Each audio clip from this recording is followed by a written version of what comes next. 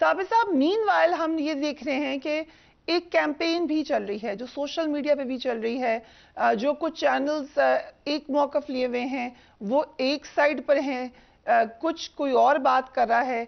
और फिर हमने देखा कि एक खबर फैलाई गई कि जजेस आपस में गुत्थम गुत्था हो गए हैं। हमें इस तरीके से पता है कि हमारे पास भी 2 सोर्सेज से वो खबर आई, मगर टाइम गलत दे दिया। एक वक्त कुछ वक्त का दे दिया, एक वक्त एक और टाइम का दे दिया, तो हमें फिर थोड़ी सी आइडिया हो गया कि ये शायद ऐसे नहीं हुआ होगा। लेकिन ये जो तमाम एक सरगर्म है एक पूरी की पूरी फेक न्यूज की फैक्ट्री, ये भी इस वक्त एक डिफरेंस है माजी से। कुछ मकबूल साहब ने बता दिया और कुछ मैं भी बता देता हूँ। मसला ये है कि इस वक्त जो सारा कुछ हो रहा है ये फौरी तौर पे नहीं हुआ, ये प्लानिंग काफी दिनों से हो रही थी। और जो एक प्लान था, जो एक एजेंडा था, जो कुछ टारगेट्स अचीव करने थे, उसमें इन्होंने सुप्रीम कोर्ट या अदलिया का रोल जो है वो नहीं देखा था। कि इन्होंने कहा था कि अदलिया को टेकन एज ग्रांटेड लेते हैं। माजी में भी हम सुप्रीम कोर्ट को और अदलिया को फतह कर चुके हैं, उस पर कब्जा कर चुके हैं, चीफ जस्टिस को फारिग कर चुके हैं, अब भी ऐसा ही होगा।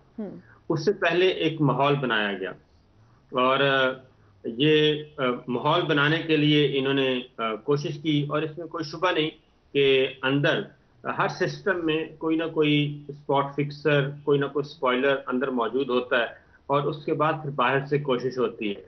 लेकिन इनको अंदाजा नहीं था कि ये 1997 नहीं है, ये 70s 80s 90s की दहाई नहीं है, बल्कि सूरत हाल मुख्तलिफ है। और सुप्रीम कोर्ट और अदलिया हमारी पाकिस्तान की जो है वो मुख्तलिफ स्टेजेस से गुजर के अब बहुत ज्यादा मेच्योर हो चुकी है। इन्होंने पहले तो chief justice of Pakistan Umar Ata Bandial साहब को बिल्कुल उसी तरीके से जैसे सज्जाद अली शाह को राम करने की कोशिश की गई थी, बंदयाल साहब को भी। और इंडिविजुअल हर जज को, मैं आपको वसूख से कह रहा हूं कि हर जज को इन्होंने अप्रोच किया। लेकिन उसके बाद जब इन्होंने देखा कि नहीं, बात तो नहीं बन रही, फिर उसके बाद ये आए हैं। उसके बाद प्लान बी ये होता है इनका ब्लैकमेल करना, धमकियां देना।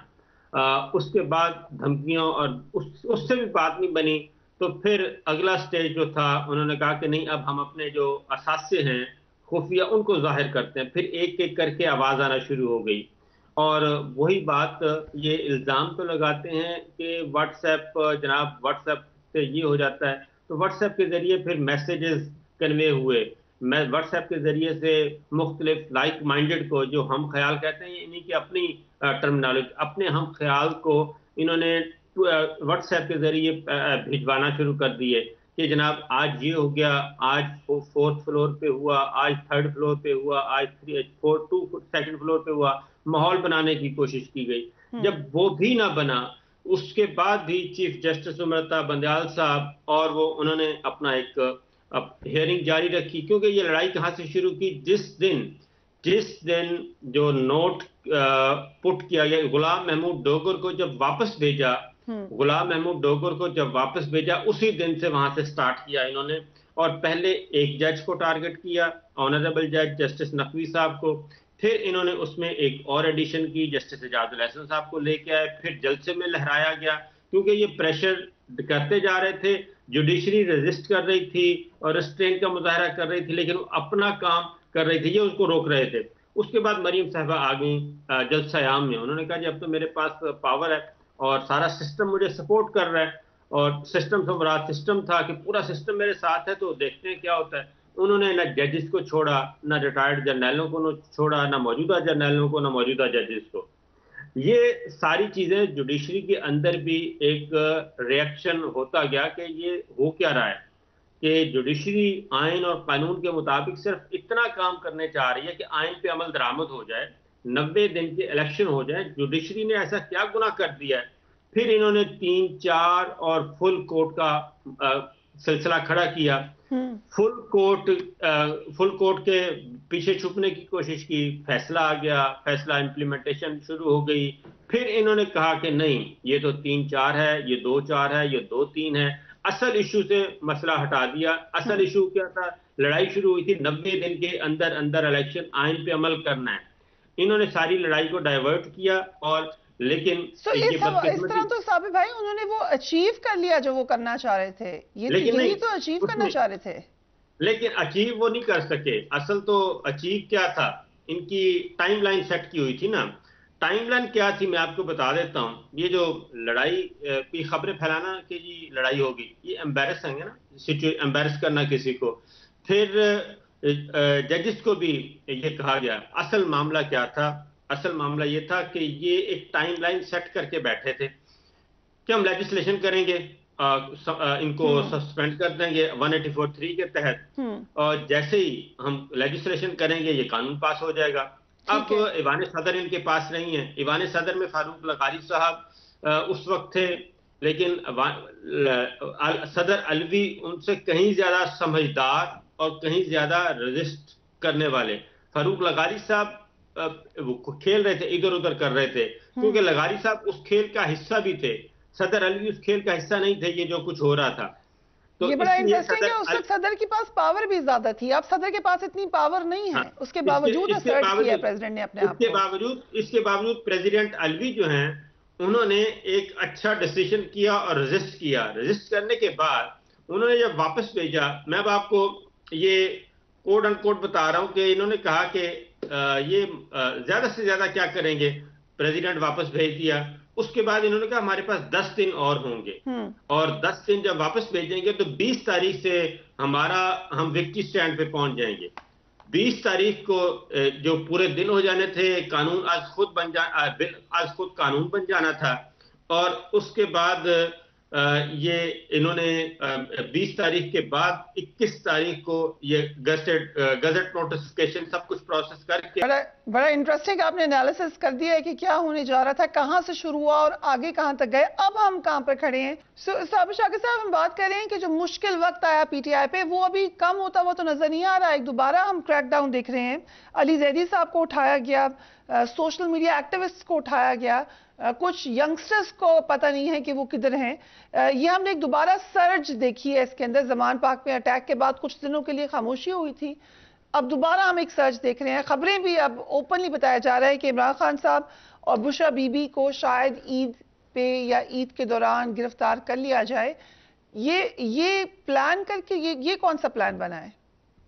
पहले तो ये जो गिरफ्तारी वाला है, ये अब इसको नैब को टास्क दिया गया, बल्कि हुक्म दिया गया। नैब ने आगे फिर मुतल्लिका अफसरान को टास्क दे दिया है बुशरा बीबी और उनको, इमरान खान साहब को गिरफ्तार करने का।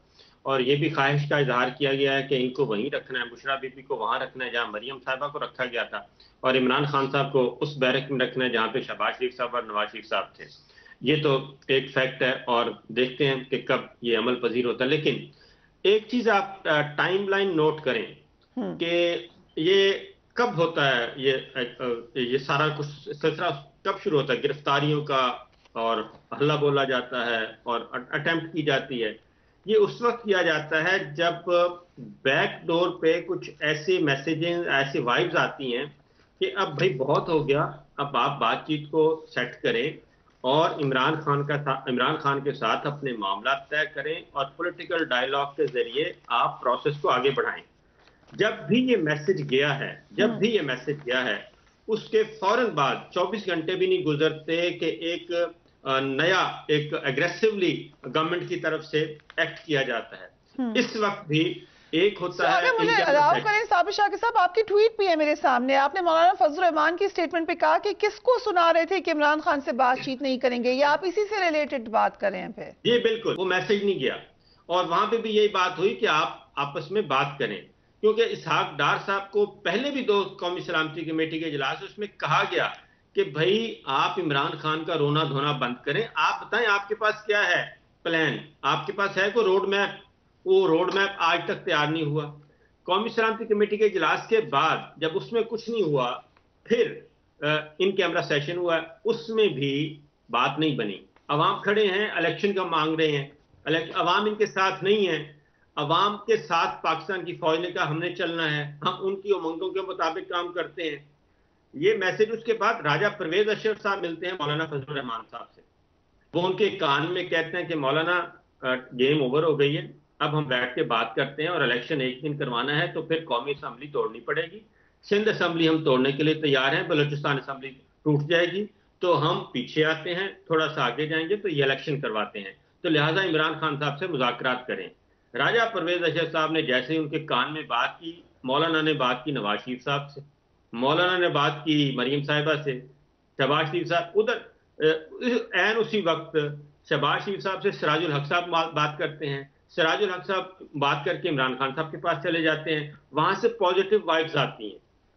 ये सारी चीजें हैं। तो अब दो ग्रुप हैं पीडीएम के अंदर भी, एक है नवाज ग्रुप, यानी कि नवाज शरीफ और मौलाना एक साइड पे, शहबाज शरीफ साहब पॉजिटिव वाइब्स दे रहे हैं, वो मैसेजिंग कर रहे हैं, वो पैगाम भिजवा रहे हैं कि मैं मजबूर हूं, मैं मजबूर हूं, तो जरा खुद ही कर लें जो कुछ करना है। बड़े इंटरेस्टिंग एनालिसिस है, मुझे रैप अप करना है, लेकिन साबिर शाकिर साहब योर कमेंट्स आप एग्री करते हैं और ये सब की इस बात को कि इस वक्त जो डिक्टेशन है वो अवाम दे रहे हैं? मैं ये बात इसी को आगे बढ़ाता हूं। पीएनए, पाकिस्तान कौमी इत्तेहाद जो है वर्सेस 1977 की बात कर रहा हूं, जुल्फकार अली भुट्टो साहब के अगेंस्ट कौमी इत्तेहाद की तहरीक चल रही थी, ये सिचुएशन थी। उस वक्त भी सारी की सारी सपोर्ट, पब्लिक सपोर्ट जो है वो बिल्कुल दूसरी तरफ थी। वो अब मामला उस तरफ नहीं है, उस तरह से नहीं है कि इमरान खान साहब के साथ एक बात होगी और मामला तय पा रहेंगे। क्यों इमरान खान साहब बार बार रेजिस्ट कर रहे हैं कि मैं मुज़ाकरात नहीं करूंगा, मैं सिर्फ इलेक्शन की बात करूंगा, इलेक्शन देंगे तो बात बढ़ेगी वरना नहीं होगी। इसलिए कि इनको एक फोटो सेशन चाहिए, एक तस्वीर चाहिए कि इमरान खान साहब के बारे में कहा जाए कि ये भी कंप्रोमाइज्ड पर्सन हैं। रफीक बाजवा साहब की तारीख में मिसाल मौजूद है।